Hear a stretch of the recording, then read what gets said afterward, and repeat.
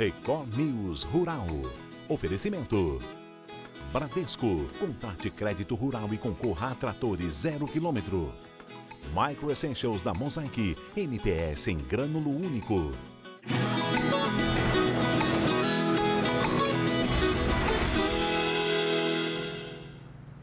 Olá, muito bom dia para você. O Record News Rural está começando. O último relatório do Conselho dos Exportadores de Café mostrou números otimistas para os produtores brasileiros. Os envios para fora do país cresceram quase 80% este ano. As exportações de café subiram ainda mais no Brasil. Em maio, o número passou de 4 milhões e 400 mil sacas de 60 quilos.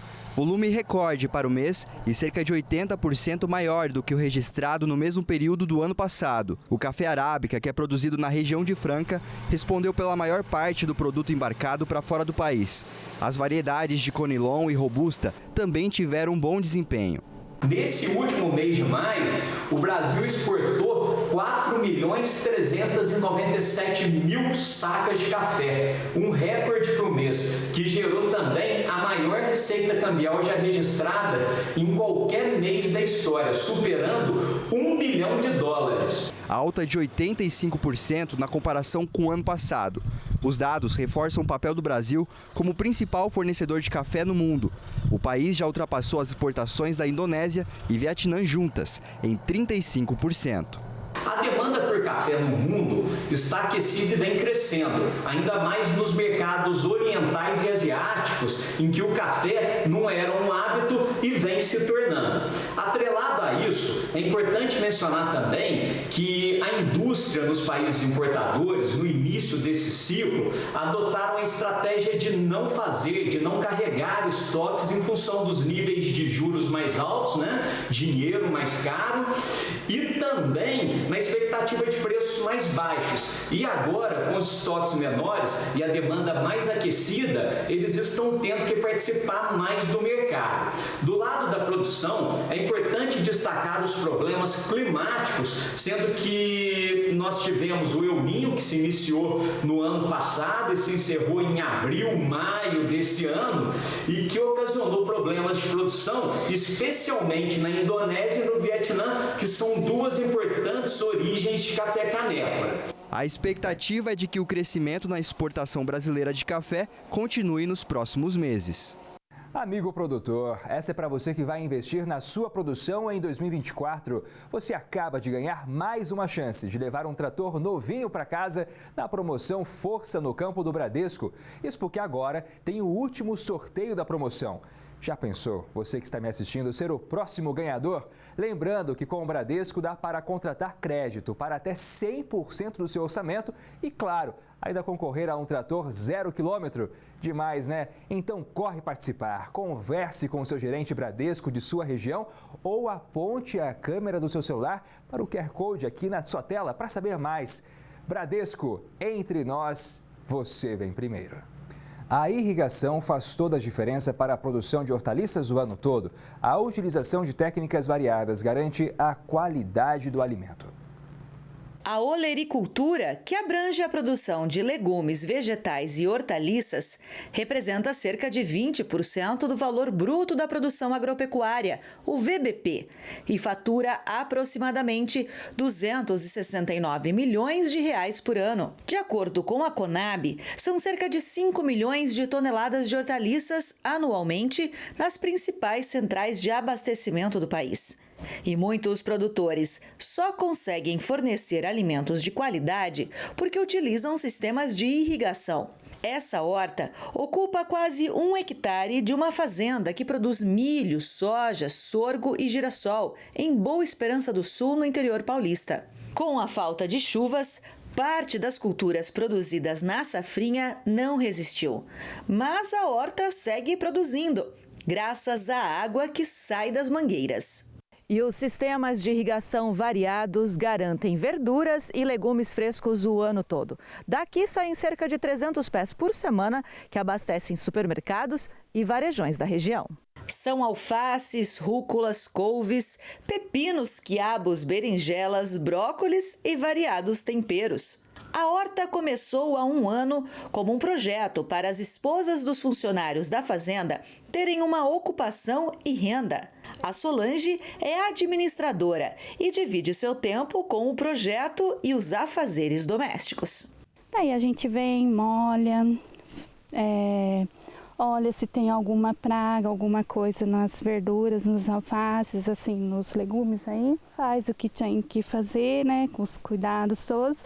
Se tiver que colher, a gente colhe, prepara tudo certinho. Para mim foi bom para isso, para você estar também em contato aqui com a terra, com a natureza. O sorgo tem ganhado espaço em 3 principais polos agrícolas do país. Em Minas Gerais, a cultura cresceu 11% na safra 2024. Uma das explicações para o bom desempenho é o investimento para melhorar a semente do grão. A cultura tem se desenvolvido mais, principalmente por conta dos avanços nas pesquisas da produção de sementes. Uma beleza de lavoura. Estamos presentes em um campo de produção de sementes de sorgo.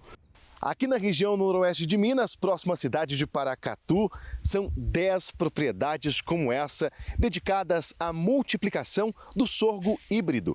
É uma espécie de melhoramento genético feita em campo.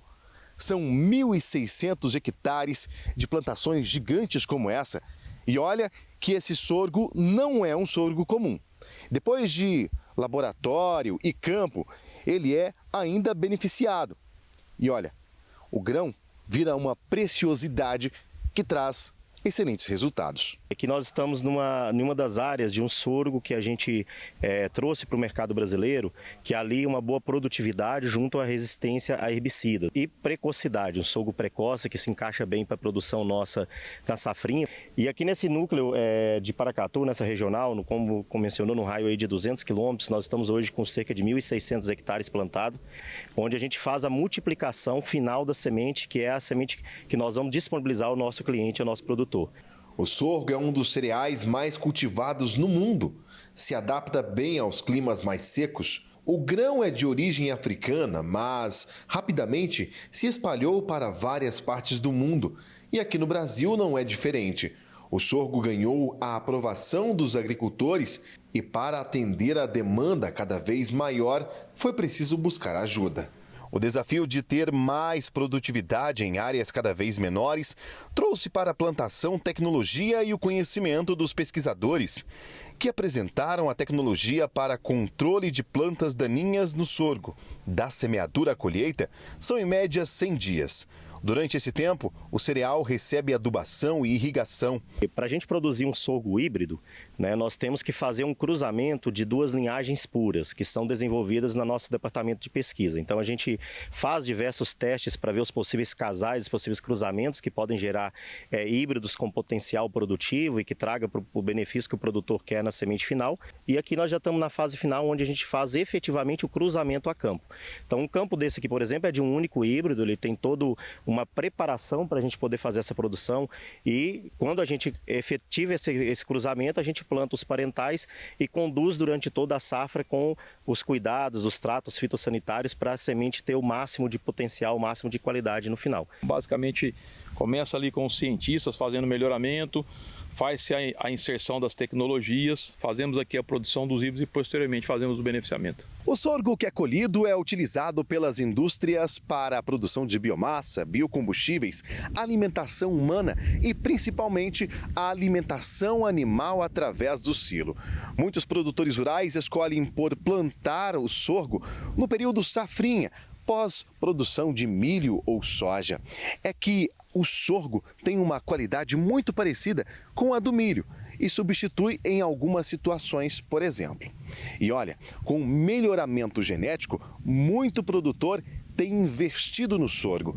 Isso porque a qualidade melhora e o produto rende mais. Você tem algumas iniciativas em alguns outros estados, como Mato Grosso e Goiás, em que começa a fazer a utilização do grão de sorgo para a produção de etanol também. Posto isso para o agricultor, ele passa a ter essa versatilidade. O responsável pelas áreas plantadas no Noroeste explica que a produção de sorgo na região de Minas e Goiás tem se destacado nos últimos anos. Os 3 principais estados produtores de sorgo, fica entre Minas Gerais e Goiás. Um ano Minas está à frente, outro ano Goiás está à frente. Esse ano Minas Gerais ficou em primeiro lugar. Segundo lugar o estado de Goiás e terceiro lugar o estado de São Paulo. Nessas 10 fazendas em Paracatu, os produtores já vão colher a safra. A expectativa é boa. Vamos fazer aí um comparativo, né, de uma área em que a gente plantou aí cerca de 8 a 10 quilos de semente. A gente consegue produzir no final aí algo em torno de 4 mil quilos de semente para ser disponibilizado. E esse daqui agrega, além do potencial de produção, também uma tecnologia de resistência a herbicidas, onde o produtor planta a lavoura, pode aplicar os herbicidas que são registrados para culturas, que são liberados, e aí a lavoura vai crescer limpa, sem a presença de plantas daninhas. Os preços do tomate estão caindo. Em Campinas, no interior paulista, a queda foi de quase 10%. A intensificação da safra de inverno está derrubando os preços do tomate. A caixa do salada 3A no atacado de São Paulo fechou com média de R$ 70, um recuo de 4,1%. Em Belo Horizonte, Minas Gerais, a caixa foi vendida a R$ 62, queda de 3,7%. Em Campinas, no interior paulista, os valores chegaram a R$ 81, baixa de 9,5%. No atacado do Rio de Janeiro, os preços tiveram baixa de 5,4%, sendo comercializado por R$ 71. Os preços de venda do tomate deverão subir a partir do momento em que a maturação estiver um pouco mais controlada, quando as temperaturas caírem um pouco mais. Que o cacau é a matéria-prima do chocolate, isso todo mundo já sabe. Agora uma pesquisa quer saber os benefícios do fruto para a nossa saúde. Longe das indústrias, no meio da floresta amazônica, o cacau é fonte de renda e de saúde. Estamos na Ilha do Combu, a cerca de 15 minutos de Belém, em uma travessia de lancha. É onde mora a Dona Nena, que descobriu na plantação de cacau um mercado promissor. No terreno de 7 hectares, ela divide a moradia com um polo de produção artesanal. O cacau é um carro-chefe e movimenta toda a comunidade. Para a gente garantir essa produção, hoje a gente agrega também alguns produtores da própria comunidade que estão entregando para a gente. Hoje a gente está até começando a comprar o fruto, né, para a gente ter a garantia dessa qualidade. Todo o processo produtivo requer a participação de uma equipe alinhada, que faz tudo manualmente. Daqui saem produtos naturais, sem processamentos químicos. Cacau mais saudável para a saúde, porque ele concentra os polifenóis, o magnésio, que ajuda no vaso broncodilatador, né? Ele tem a serotonina, que são os hormônios lá da alegria, né? Então tem várias coisas que ele é benéfico. O local virou um verdadeiro ponto turístico e recebe vários visitantes que experimentam as iguarias da região. Nós viemos para o pré-olímpico de basquete que está acontecendo e como hoje é o dia de folga, nos indicaram para vir aqui. Por ano, a empreendedora produz cerca de 3 toneladas de chocolate de cacau processado, ou seja, pronto para o consumo. Além de barras e bombons que muita gente ama, aqui também são produzidos licores e outros derivados do fruto. Os produtos são enviados para todo o Brasil e entre os clientes fiéis estão os veganos e vegetarianos. Pessoas alérgicas que têm intolerância a algum componente do chocolate adicionado no chocolate, ela adere bem o nosso. Então a gente tem esse público. O Pará é o maior produtor de cacau do Brasil, responsável por mais de 50% da produção nacional, segundo o IBGE. Uma pesquisa desenvolvida no estado quer descobrir os benefícios do fruto cultivado em solo paraense. De acordo com as pesquisadoras, o fruto pode ter ação preventiva a doenças como diabetes, câncer e Alzheimer. Porque eles são compostos antioxidantes, que a gente chama, de combatem os radicais livres do corpo, assim como o açaí, por exemplo, tem essas propriedades, o cacau também tem. Segundo as pesquisadoras, o solo paraense é fértil e ideal para a produção do cacau. As características locais e também o manejo artesanal fazem a diferença no sabor e aroma do fruto. Essa região de várzea é uma região que frequentemente alaga, então tem períodos de cheia e períodos de seca. Então isso faz com que o solo seja um solo diferenciado, um solo rico em nutrientes. E esses nutrientes influenciam no fruto fruto e nas amêndoas do cacau. É a natureza que gera saúde, economia e o estímulo ao cuidado com o meio ambiente. Mostrando, né, para os nossos vizinhos, para o pessoal que vive na floresta, que a floresta oferece muitas oportunidades. A recuperação de crédito é uma parte importante do esforço para garantir a saúde financeira do setor agrícola e possibilitar que o motor do agronegócio continue a funcionar. Afinal, o agro tem altos riscos e incertezas, já que muitas vezes os produtores enfrentam diversas dificuldades por conta de condições do clima e alto custo de produção. É claro que tudo isso pode afetar a capacidade desses produtores de honrarem os compromissos financeiros. Para discutir o assunto, a gente vai começar agora com o advogado especialista em agronegócio, Pedro Etchepari. Pedro, bom dia, seja bem-vindo aqui ao Record News Rural. Bom dia, Jonathan. Prazer estar aqui com vocês falando sobre agronegócio. Pedro, explica para a gente, né? O produtor que tem dificuldade para honrar aquele empréstimo que ele contraiu, quais são as etapas? O que ele deve fazer para não deixar isso virar uma bola de neve e aí sim ficar impossibilitado de honrar com o compromisso? Jonathan, o produtor rural tem que sempre procurar negociar, né? Ele tem por característica, por causa da atividade que ele exerce, né? É uma atividade que sempre está sujeita ao clima, né? À volatilidade do mercado mundial, né? Então, ele tem até uns requisitos legais que propiciam a ele prorrogações, questões de safra, né? Que já são pré-definidas, mas ele tem que estar, se tiver algum problema relacionado com questão creditória em si, sempre é importante a negociação que fornece um crédito para ele na cadeia produtiva. Agora, o primeiro passo é, de fato, procurar o banco ou a agência credora daquele empréstimo para tentar fazer uma negociação direta? É contrair um novo empréstimo para pagar aquele? O que você recomenda? Olha, a gente sempre recomenda, primeiramente, né, ao produtor procurar quem forneceu o crédito para ele. A gente está vivendo desde 2010, né, através da modernização dos créditos para os produtores, né, a possibilidade do produtor também pegar créditos com outros agentes financeiros. Então, a gente sempre orienta o produtor a procurar o primeiro contato com quem forneceu o crédito, ter o acompanhamento de alguém especializado, seja um consultor jurídico, consultor econômico, que vai certamente conseguir achar uma melhor solução para o produtor conseguir estabilizar essa situação financeira que ele está passando num momento de dificuldade, né? O auxílio de um profissional facilita isso, até porque podemos ser discutidos novas cláusulas, pode ser feito um novo contrato. A gente só não quer que o produtor seja prejudicado, porque o produtor sempre está sujeito às intempéries, né? Então, sempre que ele puder ter o auxílio de um profissional junto, certamente vai conseguir um crédito melhor, certamente vai conseguir ter uma prorrogação melhor, no caso for uma prorrogação de contrato, vai ter uma negociação sempre mais benéfica para ele. E é importante, por isso, que o produtor sempre procure ajuda. A gente sabe que o perfil do produtor sempre são pessoas mais reservadas, mas a gente sempre recomenda, procure um profissional capacitado que certamente o resultado vai ser muito melhor para ele. E é importante a gente reforçar aqui, Pedro, sobre a necessidade de manter o crédito livre, porque a gente nunca sabe quando esse produtor vai precisar novamente de uma ajuda financeira, não é? A gente começou aqui falando, por exemplo, das adversidades climáticas. A gente nunca sabe quando a mudança de clima vai impactar a produção e aí o produtor precisa de dinheiro para seguir com o negócio adiante. Olha, o produtor ele tem negócios que são repetidos todos os anos, né? Quanto mais o produtor tiver em si um bom relacionamento com os índices financeiros, né? Através, hoje em dia, a gente tem muita questão dos scores financeiros, que os produtores são avalizados, né?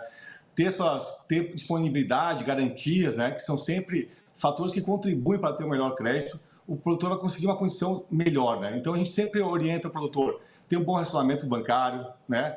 Cuidar muito das questões da propriedade em si, controle de funcionários, controle de negociação com insumos, né? Evitar contratos que fiquem sujeitos à variação cambiária, para que o produtor tenha sempre um crédito disponível e um crédito com uma taxa de juros menor. Conseguir essa taxa de juros menor, às vezes o produtor precisa dar algo em troca, né? Quais são as opções hoje, as melhores opções disponíveis hoje no mercado para que o produtor tenha acesso ao dinheiro, mas não pague juros exorbitantes? Olha, nós estamos vivendo hoje um movimento financeiro diferente no agronegócio, né? Eu brinco até que a Faria Lima começou a olhar para o campo, né? Então tem muito crédito disponível para o produtor, né? Certamente quando o produtor tem, a gente fala aqui uma garantia real, né? Um imóvel para fornecer junto ao crédito, ele consegue uma taxa menor e quase sempre também um prazo maior para pagamento. Então sempre o produtor que tem já um imóvel desembaraçado, sem nenhum gravame, certamente vai conseguir uma taxa de juros melhor. Outra recomendação que a gente sempre passa para os produtores é o quê? Ter todos os números financeiros dele, né, cada vez mais claros, né? Ter um balanço bem feito, né? Isso sempre um fator que é analisado pelos bancos ou agentes financeiros para disponibilizar o crédito para o produtor. Então, o produtor tem esse cuidado em ter sempre imóveis desembaraçados, os números em dia, porque certamente vai conseguir um crédito cada vez melhor. É interessante você trazer esse aspecto, porque às vezes aquele produtor mais tradicional, né, em que apenas são os membros da família que tomam conta da propriedade, tem dificuldade. Eles são muito bons no trabalho no campo, em relação a conhecer a cultura, mas tem dificuldades com a questão financeira, de colocar tudo numa planilha para conseguir visualizar melhor o que entra e o que sai de recursos. Contratar uma pessoa, né, para fazer essa função, seja um contador, é importante também para evitar qualquer problema financeiro, inclusive de não conseguir pagar um crédito que já foi solicitado ao banco, Pedro? Olha, eu digo que ele não é importante, ele é essencial hoje em dia. A gente trabalha muito com a relação dos produtores aqui, tanto pessoas físicas quanto jurídicas, né? As fazendas hoje, elas são indústrias, né? Os produtores precisam cada vez mais ter boas assessorias junto deles, porque ele vive de fluxo de caixa. Ele precisa sempre estar com dinheiro disponível para quê? Para a questão do insumo, para comprar insumo, para ver oportunidade, que às vezes tem a oportunidade de comprar uma aquisição de uma terra, né? Então, se ele tiver alguém especialista, podendo cuidar das finanças dele, auxiliando no controle de receitas e despesas, certamente ele vai estar com os números melhores. Ele vai estar certamente com o caixa em dia, né? Tá provavelmente mais verde, né? E se tiver alguém de mercado que conheça como é que é feito, como é que funcionam os agentes financeiros, certamente conseguirá um crédito melhor, uma condição melhor. A quem o produtor pode recorrer quando desconfiar que aquele empréstimo que ele deixou de pagar, acumulou alguns meses de parcela, está com juros abusivos, ou seja, juros muito acima do que seria o necessário para punir esse produtor que não foi um bom pagador? Daí tem que procurar um bom advogado, né? Uma assessoria técnica profissional, capacitada, que conheça as leis, né? Que conheça como é que é o mercado do agronegócio. O agronegócio em si, ele tem uma característica especial, é diferente, né? A gente vê que tem peculiaridades. Então tem que procurar alguém que conheça de agronegócio, alguém que saiba como é que funcionam os contratos bancários, né? A gente tem vários tipos de contratos bancários que são específicos do agronegócio, que tem condições diferentes de negociações, né? Então procure alguém capacitado, se certifique, né? Pesquise essa pessoa, porque certamente ela só vai trazer benefício para o produtor, porque a gente sabe que geralmente os produtores, eles têm até uma questão de intelectual menor, né? Com relações a questões bancárias. Então é importante que procure alguém especialista nesse assunto para poder contribuir com eles, né? Produtores são grandes trabalhadores, são dedicados demais. A gente vê tantos clientes que a gente tem aqui, que são pessoas magníficas, que sabem como ninguém como produzir, como cuidar da terra, mas questões que são essenciais, que é a questão do crédito, procure alguém especializado. Certamente os resultados vão ser muito melhores. Hoje é comum, quando a pessoa vai ao banco solicitar um empréstimo, que o banco ofereça, né, ou até seja uma exigência, a contratação de um seguro. Que é caso a pessoa perca o emprego, caso a pessoa tenha alguma dificuldade financeira, esse seguro entra com um apoio para que ele não fique endividado. Já existe essa estratégia também para o agricultor? Ou seja, na hora de adquirir um empréstimo, um seguro que possa auxiliá-lo numa situação de dificuldade de honrar com o pagamento? Sim, a gente tem questões no agronegócio, seguros específicos, né? Que, como a gente sempre aborda, o produtor está sempre sujeito ao clima, né? Tivemos agora a questão das enchentes do Rio Grande do Sul, né? Certamente muitos produtores tinham a questão do seguro vinculado. É muito importante o seguro, né? É muito importante pela questão de perenidade do negócio dos produtores. o produtor todo ano tem a questão da safra, né? Fica sujeito a saber como é que vai ser o plano safra, como é que não vai ser o plano safra, né? Mas também ele precisa estar produzindo. E tem anos que as produções não são as mesmas, né? Por questões climáticas ou às vezes até por questões de pragas que aparecem e prejudicam muito na produtividade. E o produtor tem que estar sempre produzindo. Quando ele não consegue produzir, ele tem que estar resguardado. E uma das melhores condições para estar resguardado é o seguro, mas também contratos muito bem feitos, muito bem elaborados, que protejam ou que possibilitem o produtor ter uma melhor condição em caso de necessidade. Enquanto pessoa física, né, a gente tem o score, que mostra se nós somos bons pagadores ou não. Para o agricultor, né, se ele vai contrair um empréstimo como pessoa jurídica, o banco também faz essa avaliação e pode inclusive definir se para aquele produtor a taxa de juros vai ser mais alta ou mais cara, de acordo com o perfil desse produtor, o histórico de pagamento, por exemplo. Olha, o banco praticamente tem todas as informações, né, do produtor, pessoa jurídica, então ele consegue hoje em dia agrupar todos os sócios, né? Como é que foram as questões de pagamento, pontualidade, impontualidade, garantias que a pessoa jurídica, no caso pode ser a agroindústria, um produtor, pessoa jurídica tenha. Então, por isso que a gente sempre trabalha muito, a gente bate muito na tecla, principalmente em questões de produtores que estão mais à frente, eu digo, para questões de governança, né? A gente sempre trabalha com um profissional do direito para os grupos empresariais, né? Porque a governança facilita tanto na questão da tomada do empréstimo, também, mas como organização do negócio em si, né? Regras bem claras, regras que possibilitem o crescimento, que aprimorem um negócio, são sempre muito benéficas. Então, as questões de governança empresarial, que estão vinculadas em todos os casos de pessoa jurídica do agronegócio, sempre trazem resultados cada vez mais positivos, desde a organização quanto da disponibilidade do crédito junto ao agente financeiro. Pedro, o banco tem o direito de reaver um bem que o produtor tenha comprado a partir de um empréstimo? Por exemplo, o maquinário, a gente sabe que é um valor alto, né?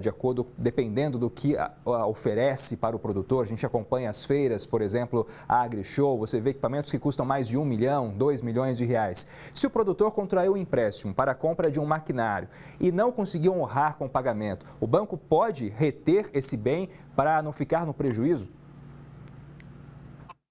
Olha, até eu tive na AgriShow desse ano, né? A AgriShow desse ano é um sinônimo de tecnologia no agronegócio. São máquinas, hoje em dia, excepcionais. O banco, dependendo da condição do que for contratado, né, pode ele buscar essa máquina, tá? Porque se ele contratou com cláusulas que possibilitem isso, ele vai buscar. Mas nós temos tem algumas questões que os produtores rurais têm que são essenciais para o trabalho, né? Essenciais para a produção em si. Então, pode também ter uma discussão com esses contratos, né?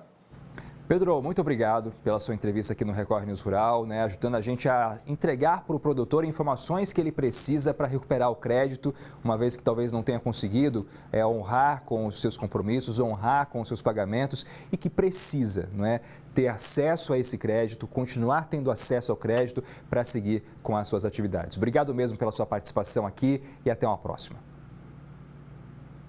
Obrigado, foi um prazer estar aqui com vocês, né? Espero ter conseguido contribuir com essa questão do crédito para os produtores rurais. Um abraço e até a próxima. Até. E o Record News Rural de hoje está terminando. Muito obrigado pela sua companhia. A gente volta a se ver amanhã. Até lá.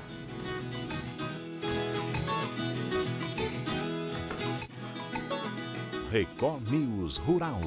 Oferecimento. Bradesco. Contate crédito rural e concorra a tratores 0 km. Micro Essentials da Mosaic, MPS em grânulo único.